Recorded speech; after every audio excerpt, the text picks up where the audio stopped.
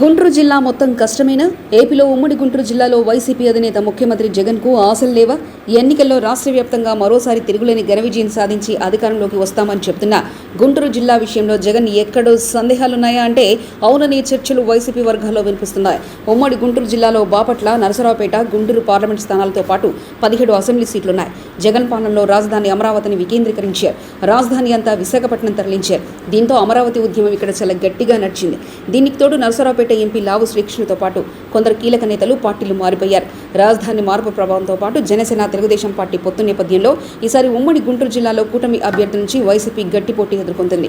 చివరకు విజయవాడ, ఉభయ గోదావరి, ఉత్తరాంధ్ర జిల్లాల్లో సైతం వైసీపీ అధినేత జగన్కు మెజార్టీ సీట్లు వస్తాయని ఆశలున్న గుంటూరు జిల్లా మాత్రం ఈసారి జగన్ పెద్దగా నమ్మకాలు పెట్టుకోలేదని చెప్తుంటారు.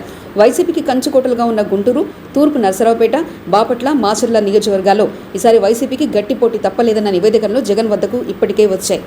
గుంటూరు పార్లమెంట్ సీట్లు కావు, నరసరావుపేట పార్లమెంట్ సీట్లో బీసీ ప్రయోగం చేసినా అనుకున్న స్థాయిలో రిజల్ట్ రాలేదని జగన్ స్వయంగా సొంత పార్టీ నేతల వద్ద వ్యాఖ్యానించినట్లు తెలుస్తుంది.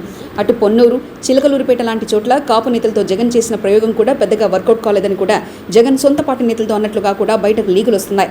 ఓవరాల్గా 3 ఎంపీ సీట్లలో ఒక చోట కూడా ఆశ లేదు సరికదా.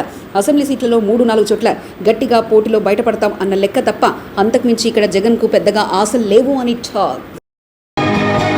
మరిన్ని కథనాల కోసం సబ్స్క్రైబ్ చేసుకోండి మీ అక్షర శిల్పం.